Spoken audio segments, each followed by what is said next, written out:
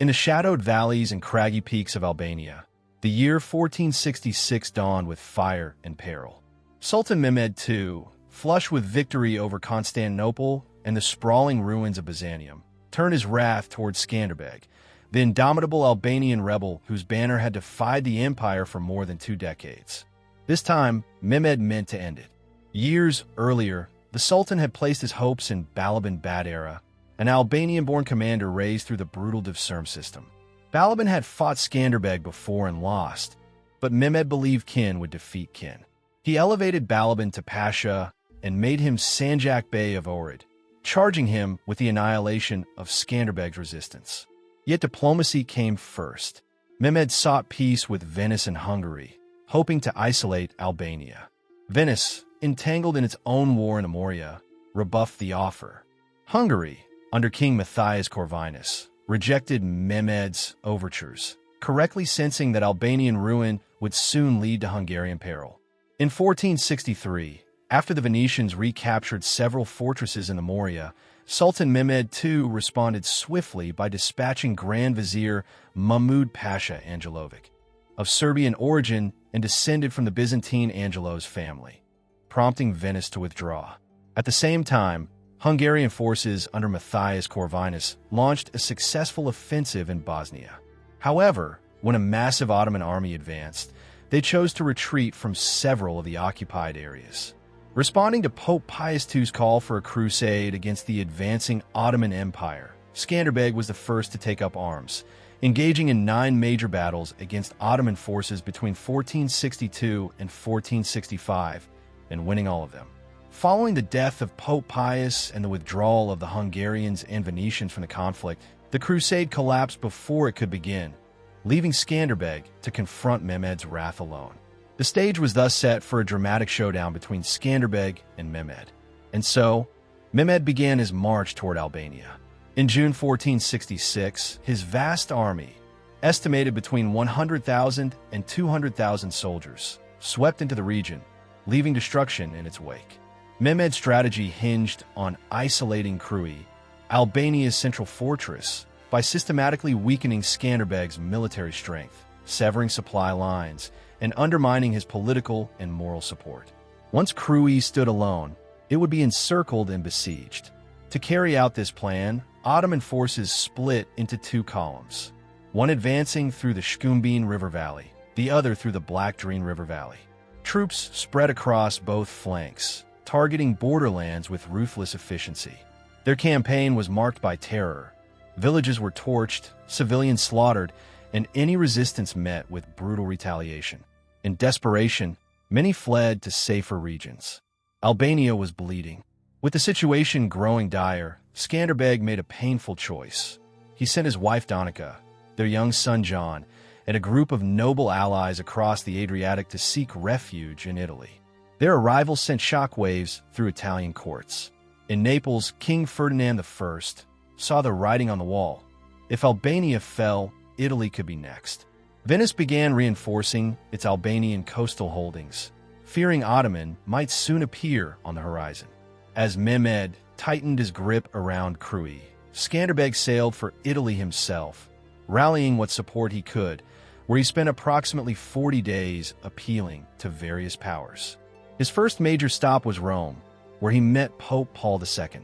The Pope praised Skanderbeg's valor and acknowledged the threat posed by the Ottomans to Christian Europe. However, the Papal States were mired in internal political concerns and wary of provoking Ottoman retaliation. Paul II offered moral support and vague promises of assistance, but refrained from committing troops or substantial funds. Italy at the time was politically fragmented. The Papal States, the Kingdom of Naples, Venice, Milan, Florence, and other regional powers operated independently, often in rivalry. Naples, under King Ferdinand, had previously supported Skanderbeg and maintained a personal alliance. Yet Ferdinand's kingdom was still recovering from internal strife and wary of reigniting conflict with the Angevin claimants. Venice, though economically threatened by Ottoman expansion, prioritized trade and avoided direct military engagement. Milan and Florence remained passive, focused on their own affairs. Skanderbeg also visited Naples, where Ferdinand received him warmly, but, like the Pope, offered limited material support. The fractured nature of Italian politics meant that no unified Christian response could be mobilized. Each power feared entanglement, and none wanted to bear the burden of a crusade alone. After nearly 40 days of tireless diplomacy in Italy, Skanderbeg returned to Albania with limited reinforcements, just a handful of Venetian soldiers and local volunteers. Though no grand crusade followed him, he came back resolute, his spirit unshaken. He rallied a force composed primarily of Albanian warriors, joined by a small band of Venetian allies and Italian fighters, men inspired by legend and driven by a hunger for honor. Upon his arrival, Skanderbeg swiftly reorganized his command. Several key Albanian leaders joined him in the renewed campaign. Together, they formed a disciplined army of roughly 13,400 fighters, bolstered by Venetian support and local resolve. Inside Krujë, the fortress was commanded by Tanush Thopia, a seasoned Albanian noble and loyal ally of Skanderbeg. He was the sole commander inside the castle, entrusted with its defense. The garrison, numbering around 4,000 men, held firm against repeated Ottoman assaults. Venetian support provided artillery and supplies, but the burden of defense fell squarely on Thopia's shoulders. Despite months of siege, Mehmed, the conqueror of Constantinople, failed to take Krujë. The terrain, disease, and relentless resistance wore down his forces. Frustrated, the Sultan withdrew in late 1466 and returned to Istanbul. Before leaving, he appointed Balaban to continue the siege. Balaban was given 40,000 troops and a clear mission: eliminate Skanderbeg and break Krujë. Mehmed also ordered the construction of a new fortress at Elbasan, intended as a permanent Ottoman base in central Albania. In early 1467, Balaban received reinforcements from his brother Jonas Badera, who led a separate Ottoman column. Skanderbeg intercepted Jonas' force and annihilated it in a surprise ambush, eliminating a key part of the Ottoman reinforcement plan. This victory gave Skanderbeg the momentum to prepare a full counteroffensive. Skanderbeg then split his army into 3 columns to encircle Balaban's forces near Krujë. Skanderbeg led the central column. Lek Dukajini, a powerful northern Albanian noble and ally, led the second.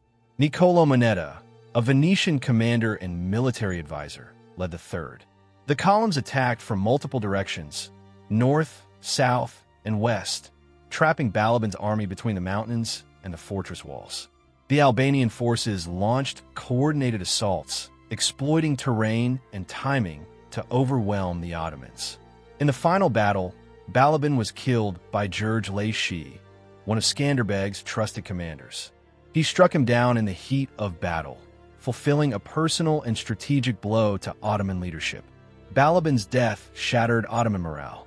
Ottoman forces were left surrounded, and according to Bernardino de Geraldinus, a Neapolitan functionary, 10,000 men remained in the besieging camp. In the Albanian camp, a war council convened. Lek Dukajini, whose lands had suffered under Ottoman terror, called for the execution of the trapped enemy soldiers.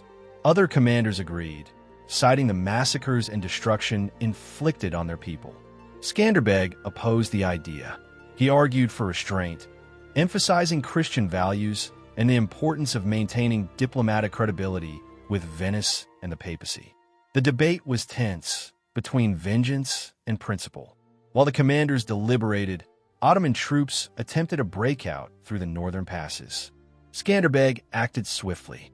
Albanian cavalry intercepted the retreating enemy in the mountain terrain, where ambushes proved devastating.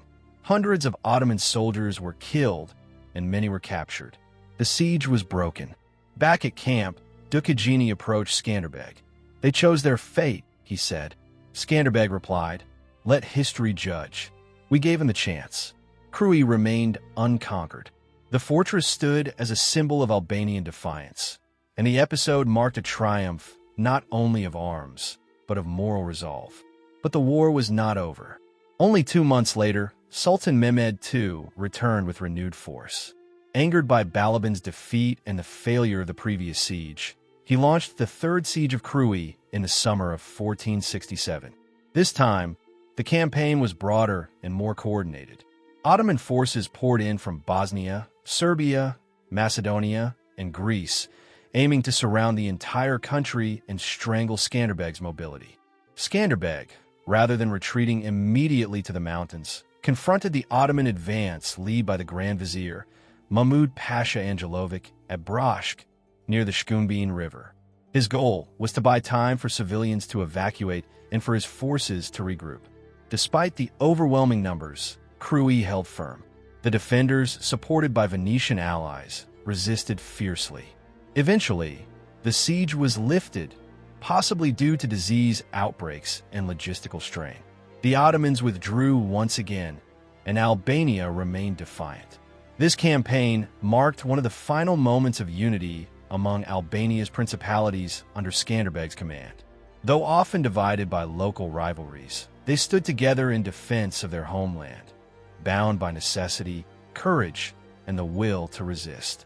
In January 1468, while in Lugja, Skanderbeg fell ill, likely from malaria or a fever contracted during his campaigns.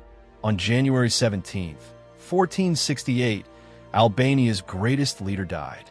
When Gjergj Kastrioti Skanderbeg, the Dragon of Albania, drew his final breath, the land trembled not from the clash of swords, but from the silence that followed. For over 2 decades, Skanderbeg had defied the might of the Ottoman Empire, forging a fragile but fierce Albanian resistance that held the line against one of the most powerful empires of the age.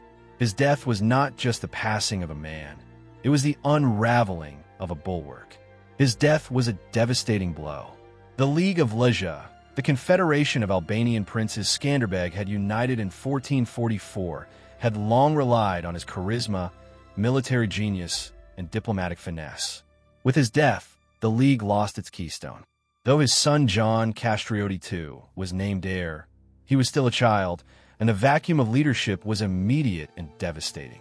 Venice, once a reluctant ally, offered nominal support but was more concerned with its own maritime interests. Rome mourned the loss of Christendom's most stalwart defender in the Balkans, but papal promises of aid remained largely rhetorical. The Albanian princes, once galvanized by Skanderbeg's vision, began to fracture under the weight of Ottoman pressure and internal rivalries. Krujë, the mountain fortress that had withstood 3 major Ottoman sieges under Skanderbeg's command, now stood vulnerable. In 1478, a decade after his death, the Ottomans returned under Sultan Mehmed with overwhelming force. The defenders, led by Skanderbeg's loyal lieutenant Lek Dukajini, resisted valiantly, but without the unifying presence of their leader, the city fell after a brutal siege. Krujë fell in June 1478, and despite the Ottomans' pledge to spare the inhabitants if the fortress surrendered, they executed all the men and enslaved the women. The fall of Krujë marked the symbolic end of Albanian resistance. By 1479, nearly all of Albania had fallen under Ottoman control, bringing an end to nearly 7 decades of conflict that had begun with the resistance of the Albanian principalities, endured through Skanderbeg's 25-year struggle, and persisted for nearly a decade after his death. The dream of an independent Albanian state would lie dormant for centuries. As Ottoman rule tightened, many Albanians, especially nobles and warriors, fled westward. Thousands resettled in Italy, particularly in Calabria and Sicily, where they established arborish communities that preserved their language, customs, and memory of Skanderbeg for generations. These exiles became living embers of a national identity that refused to be extinguished. Though Albania fell, Skanderbeg's legend only grew. In the Ottoman imagination, he became a symbol of defiance and a cautionary tale. In Europe, he was lionized as the Christian knight who had held the gates of the West. His sword, once a terror to the sultans, became a relic of resistance, passed down in whispers and songs. For the Albanian people, Skanderbeg's death was not the end. It was the beginning of a long, painful endurance. His memory became a rallying cry, a sacred inheritance that would one day help reignite the struggle for freedom. Thank you for joining us on this journey. Remember to like, share, and subscribe for more stories of legendary people.